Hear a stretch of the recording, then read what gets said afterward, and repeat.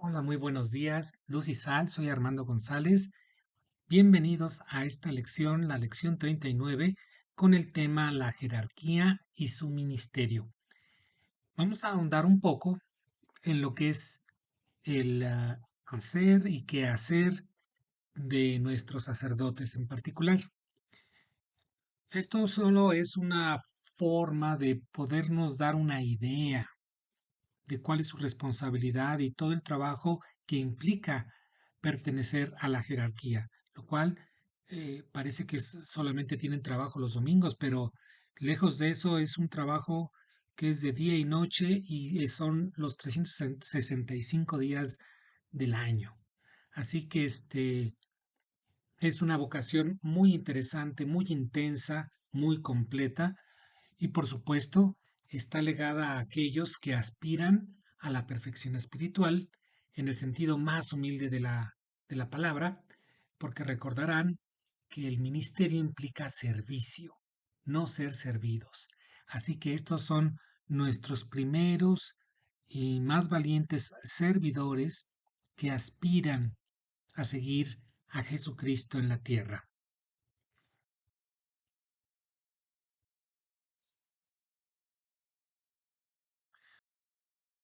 Por tanto, habrá que explicar que el ser sacerdote, ser parte de la jerarquía, implica una estructura, es decir, una organización, una manera de cómo se van a ir formando, qué cargos deben tener, qué funciones deben tener, qué jerarquía dentro de ellos mismos deben tener para poder funcionar y que nuestra iglesia a nivel de jerarquía, es decir, de los encargados de relacionarnos con Dios, estén bien estructurados. Precisamente por eso se le llama estructura.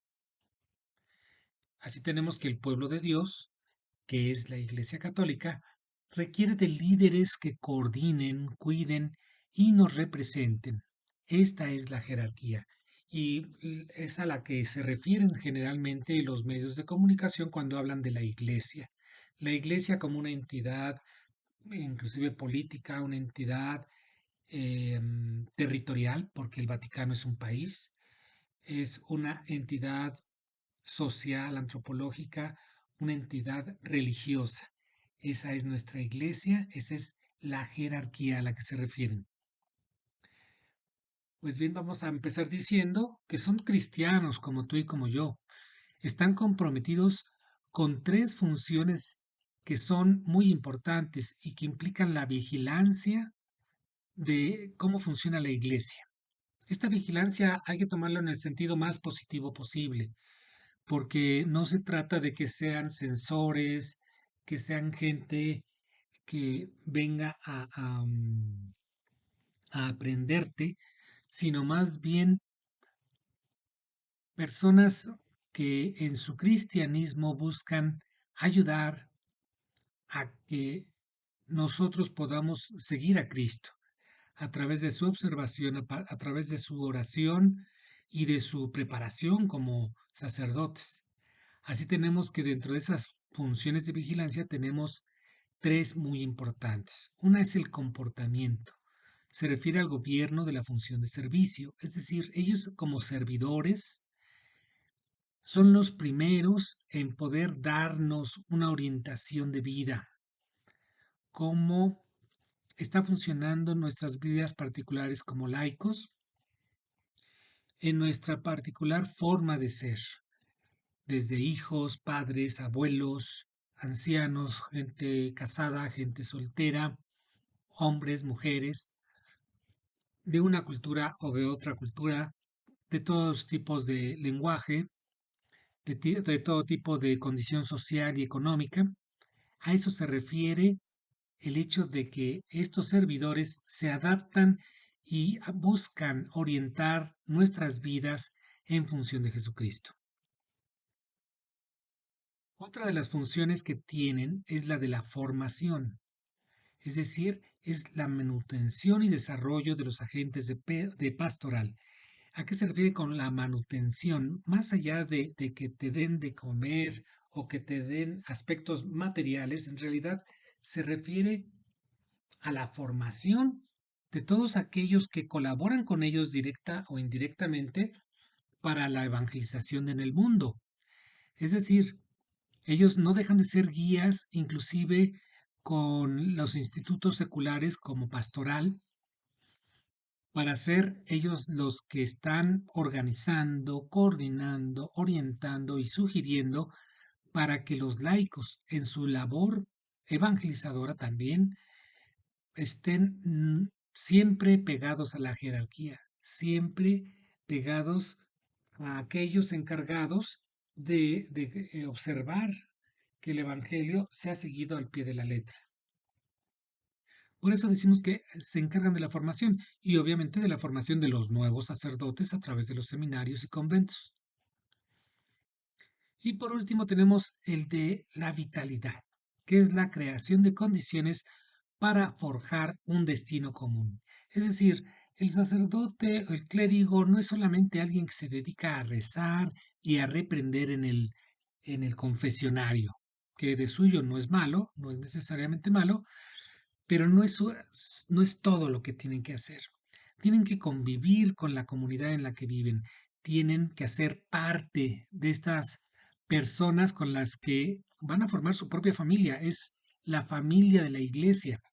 A falta de una esposa y de hijos carnales, los sacerdotes se hacen de una familia a través de la propia iglesia, y esa iglesia es la iglesia local a la que pertenecen, a la comunidad a la que están sirviendo, y en la cual ellos se coordinan pues para ayudar inclusive a cuestiones que van más allá de lo estrictamente religioso.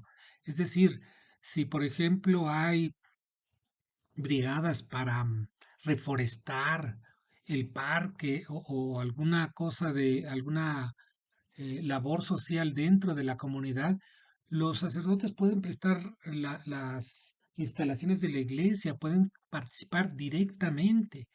¿Y qué hay de, por ejemplo, cuando se involucran en actividades para que los jóvenes de la calle puedan ser reinsertados a la sociedad? Aquellos que tienen vicios o problemas de, por ejemplo, de alcoholismo, aunque tengo entendido que los AA, por ejemplo, nunca se fundan o nunca asisten a iglesias, por ejemplo, a templos, pero bueno, podría ser una forma de que la iglesia pudiera ayudar, en el sentido de que los sacerdotes están siempre o deben estar siempre atentos a la posibilidad de ayudar a la comunidad a la que sirven y en donde viven. Por eso ahí está su vitalidad.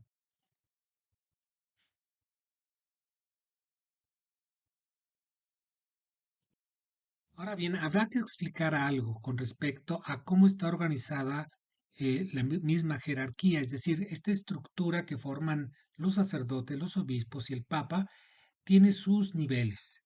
Eso significa que en la iglesia nosotros hablamos de un gobierno teocrático, muy diferente a lo que actualmente se maneja en todo el mundo, inclusive en los países en los que no hay democracia, pero como que supuestamente hay democracia, es esto, precisamente, el poder del pueblo.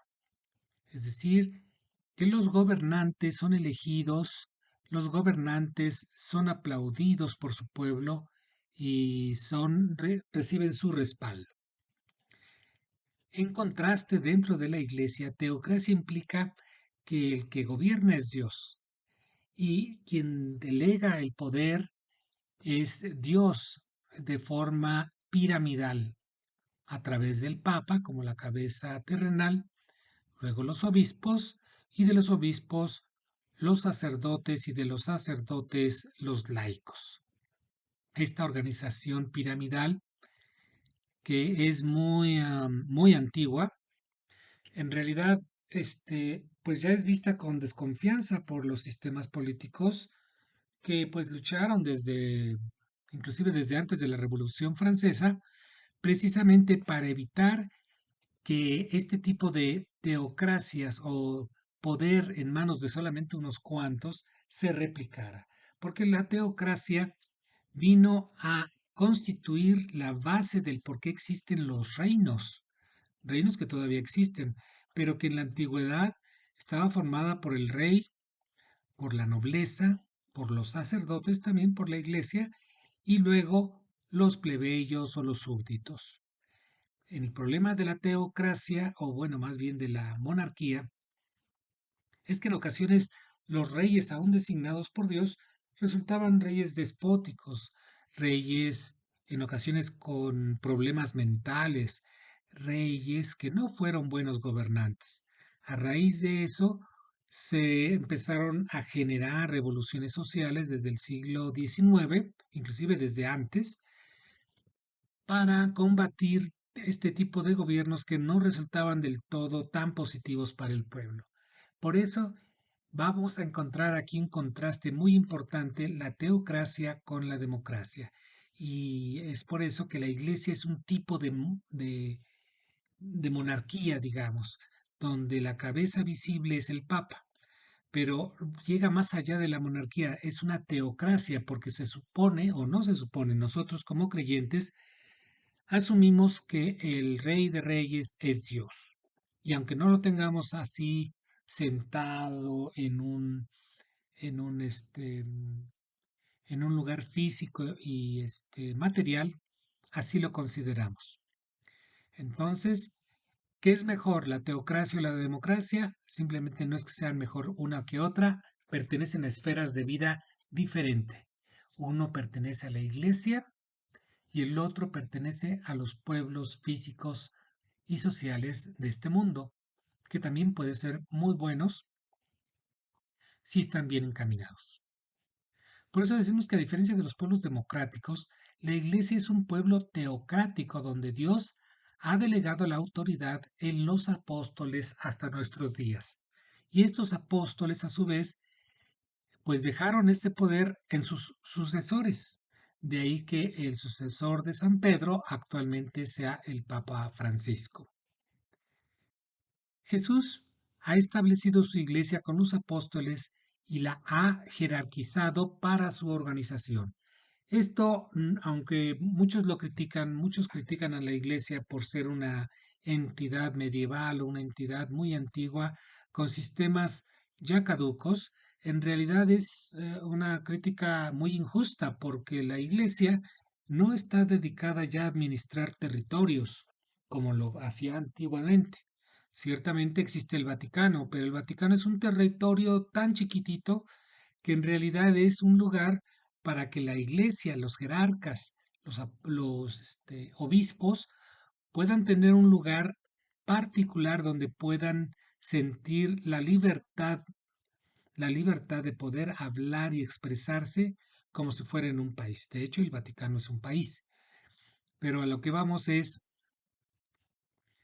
que en este terreno la organización de Jesús se mantiene y este desarrollo o este proceso de evangelización se sigue dictando desde Roma, pero desde la Ciudad del Vaticano, que está dentro de Roma, y se mantiene alejada o apartada del gobierno de Italia, por ejemplo. ¿Sí? Así pues, tenemos que el testimonio nos permite entender que la Iglesia se ha manejado según el designio divino. Por lo tanto, no cabe pensar que se pueda seguir a Cristo fuera de su Iglesia. Es decir, cuando hablamos del testimonio, hablamos del testimonio de los cristianos y de los santos que nos han precedido y los cuales han dejado a esta iglesia, que es la Iglesia Católica, con su sede aquí con la imagen de la Basílica de San Pedro, que es ahora sí que la iglesia madre de todas las iglesias, en la que podemos nosotros considerar que está el designio divino para poder salvarnos. Por eso, no es posible pensar que nos podemos salvar en cualquier otra iglesia. Si tenemos el conocimiento de por qué Cristo fundó esta iglesia y cómo ha llegado hasta nuestros días, con todos los problemas, con todas las contradicciones, con todas las malas noticias que se generan dentro de esta iglesia, es la iglesia de Cristo. Y si te preguntan, oye, ¿cómo vas a poder decir que esta es la iglesia de Cristo si pasan tantos y tantos problemas y tantas situaciones que parecen contradictorias con respecto al Evangelio? Acuérdate que la iglesia es un lugar para enfermos, no para santos. precisamente ese lugar donde nosotros nos preparamos para intentar ser santos. Muchos se quedan en el camino, muchos lo intentan y no pueden, pero también hay muchos que lo consiguen. Así que no hay de extrañar que haya problemas, que haya gente en la que tú podrías pensar que no tiene sentido que estuviera dentro de la iglesia y lo está. Pero eso no te toca a ti ni a mí juzgarlo, sino considerar que es el poder del Espíritu Santo el que va dándonos a cada quien en su momento la oportunidad de transformarnos y de santificarnos, que eso es lo importante, eso es lo bonito de estar aquí. Y por eso podemos sentirnos orgullosos con todo y las broncas que actualmente la iglesia maneja. La iglesia ha manejado, siempre ha manejado muchos problemas, muchos conflictos internos y no ha desaparecido. Y no ha desaparecido no porque tenga un formidable ejército, no porque sea millonaria como muchos aseguran. No, no, no. De hecho, la iglesia persiste a pesar de todos estos problemas porque acuérdense que es una de las promesas que Jesucristo dio a sus apóstoles de que la iglesia persistiría hasta el fin de los tiempos. Y el fin de los tiempos pues a pesar de lo que estamos viendo en las noticias, todavía no ha llegado. Así que con todo y la gente que está en nuestra contra, con todas las que desean la destrucción de la iglesia con problemas por fuera y por dentro, persiste, pero persiste por Dios, no por nosotros.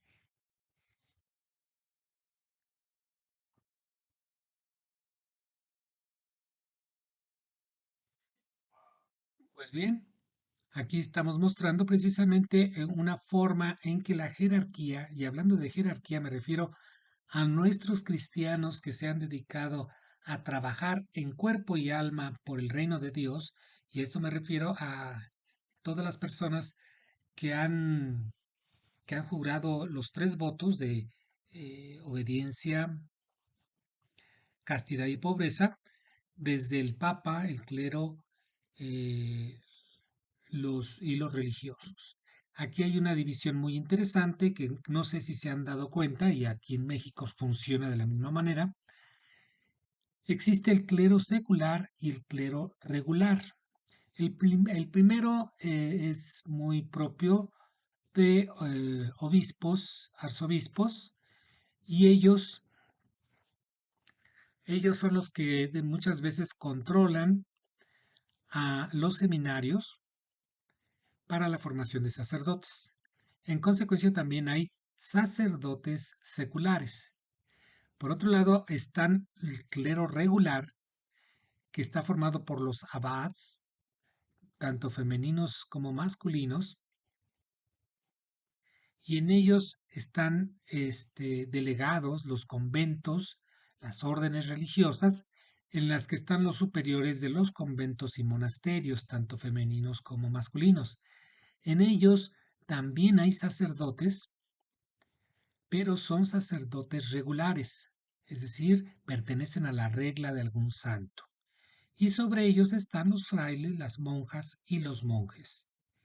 Así te darás cuenta que, por ejemplo, en nuestra iglesia, en ocasiones, el sacerdote que da misa puede ser secular dependiendo de qué sotana lleve. Hay muchos que llevan una sotana negra y habitualmente pertenecen o trabajan a las órdenes de un obispo, de un arzobispo. En cambio, hay sacerdotes que llevan un hábito que puede ser también negro, pero tiene ciertas características de ese hábito, porque tú te darás cuenta que pertenecen a los dominicos, a los franciscanos, o acá en Lomas Estrella tenemos mucho la influencia de la Sociedad de San Pablo, que son los paulinos.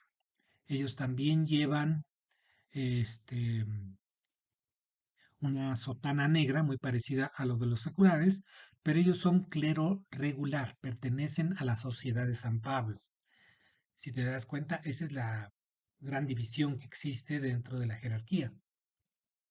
Así tenemos que el Papa, los obispos y presbíteros forman esta jerarquía, ¿sí? Son ellos los que manejan el ministerio del servicio al pueblo de Dios. En ese mismo orden, el Papa encima, los obispos después y hasta el final los presbíteros. Pero abajo de los presbíteros estamos nosotros. Ahora bien, ellos manejan el comportamiento o gobierno de la Iglesia y corresponde a la realeza de Cristo.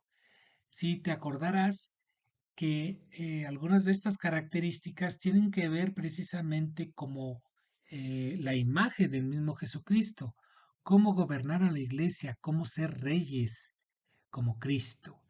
Y esto tiene mucho que ver con lo que acabamos de explicar hace rato, que tiene que ver con el cuidado de los laicos, la formación de los laicos y la vitalidad de estas comunidades.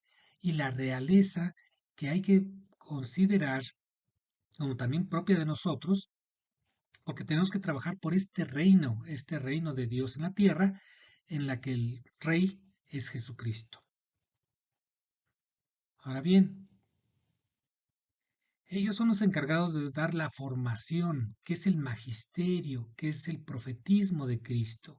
Es decir, son las características del mismo Cristo, pero que ahora están muy estudiadas, se estudia por eso tantos años y con tanta intensidad, teología, filosofía, mariología, cristología, para tener una profesión como magisterio y en el profetismo de Cristo. Es decir, antes no había toda esta formación que se está recibiendo y se puede pensar que la gente pues tiene que prepararse más porque también los laicos ya están más preparados. Ahora ya no basta simplemente experimentar a Dios a través de lo que tú sientes, sino sobre todo sobre lo que tú piensas y lo que tú puedes razonar. Por eso también se encargan de la vitalidad, que es la santificación del sacerdocio en Jesucristo. Esta jerarquía tan maravillosa, tan entretenida y tan bien estructurada, tiene una razón de ser que tiene pues ya más de por lo menos 2 milenios, si no es que más, eh, trabajando de esta manera. Y a pesar de los cambios en la sociedad, los cambios en los países, el descubrimiento de América, como se manejó en algún momento, la elevación de la dignidad de los hombres, no importa si son negros o son blancos, la dignificación de la mujer, que ya no por ser mujer, tiene que ser un ser humano de segunda, la dignificación de los niños, que antes eran posible vender, era posible intercambiar, era posible regalar como si fueran animales, y no hace mucho tiempo. Bueno, habla esto de cómo ha cambiado la sociedad, pero lo que no ha cambiado es la iglesia, y en el sentido de la iglesia en forma estructural, porque la iglesia ahora se prepara para entender a esta nueva sociedad mucho más preparada, mucho más crítica, mucho más a- hambrienta de justicia y de paz. Y para ello, bueno, pues la jerarquía tiene que estar a la orden del día.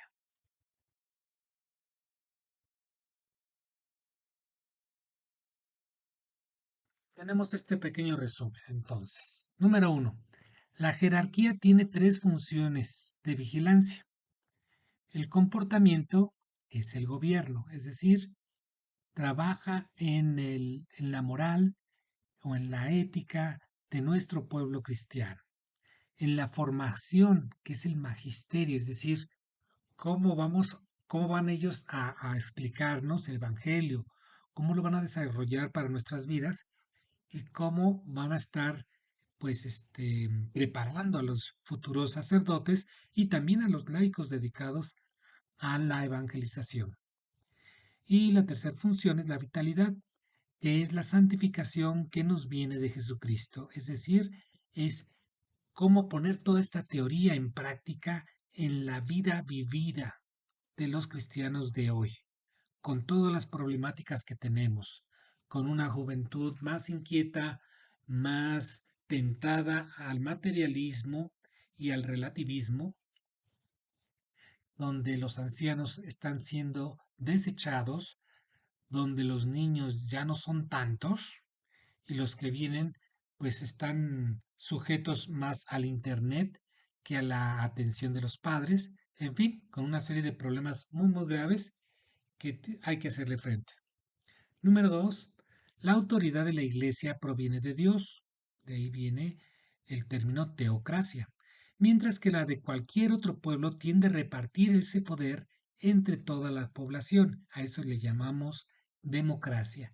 Y esa es la gran diferencia entre el gobierno del reino de Dios y el gobierno de cualquier país.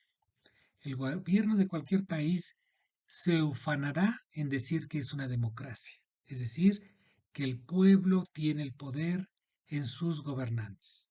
En la teocracia no nos basamos en nada de esto, no hay elecciones, porque aquí todo está manejado por Dios y Dios, que es perfecto y que es bueno, creemos que su organización es la correcta. No nos ponemos a cuestionar sobre la forma en que se maneja. Esa es la gran diferencia. Número 3. La jerarquía del pueblo de Dios recae sobre el Papa, los obispos y en última instancia los presbíteros. Este es el orden jerárquico de la propia jerarquía, pero que es la que representa al pueblo de Dios o la iglesia y de la cual tú y yo también formamos partes como laicos, pero no como jerarcas, sino como pueblo. Número 4.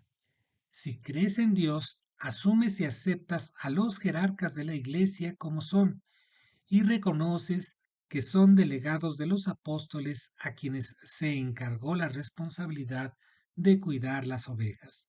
Es decir, si tú y yo pertenecemos a esta Iglesia católica, aquí no cabe la protesta social, aquí no cabe muchos aspectos que tú puedes asumir o que puedes ver cuando se maneja un país porque aquí manejamos todo por fe, ¿sí? En la creencia de que hay un Dios y que este Dios va a arreglar las cosas, va a arreglar a la gente y van a mejorar las cosas. Aún así, y eso lo estamos viendo, hay protestas también dentro de la iglesia ya últimamente y la iglesia ha reaccionado muy bien porque ha reconocido errores, que eso es maravilloso, y ha empezado a enmendarlos, ha empezado a ajustarlos, y sobre todo con este papa, para que no solamente se trata de adaptarse a los tiempos, sino de corregir ciertos vicios que dentro de la misma iglesia a veces se han manejado.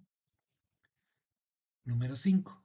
Por tanto, los laicos estamos llamados a seguir las instrucciones de nuestras autoridades eclesiásticas y defenderlas. Es decir, que como una sola iglesia debemos sentirnos identificados con nuestros jerarcas, atenderlos y defenderlos, porque cuando atentan contra la iglesia, cuando se habla mal de la iglesia, también están hablando mal de ti, porque pueden hablar en específico de un jerarca que tiene un error, pero de ello partir para pensar que toda la iglesia está mal, para a partir de ello decir que todos los de la iglesia somos fanáticos o somos personas que no pensamos, están muy lejos de la realidad. La iglesia merece ser escuchada y también respetada. Y en eso tú y yo tenemos una gran responsabilidad. Bueno, hasta aquí el tema. Muchas gracias por su atención. Gracias Dios, el Espíritu Santo, por esta maravillosa forma de darnos a conocer tu iglesia. Eh, Lástima que no soy yo digno, ni tengo la mejor voz, ni los mejores resúmenes para presentarlo, pero lo hago con el mejor cariño y la mejor intención. Ojalá que lo hayan comprendido y si no, pues pues ya tiene mucho trabajo que hacer mi amigo Guillermo, que va a continuar con las reflexiones y con la orientación y apoyo de nuestra hermana Coti. Muchas gracias por estar por ahí y por su grande apoyo para este grupo y también a ustedes que están escuchándonos. Por favor, no dejen de hacer su tarea de seguir escuchando estas clases en vivo en Zoom y nos seguimos comunicando a través de este medio. Ojalá que pronto algún día podamos vernos en lo material cara a cara. Así, terminamos este curso, por lo menos en esta ocasión, y nos veremos Dios mediante la siguiente semana. Cuídense.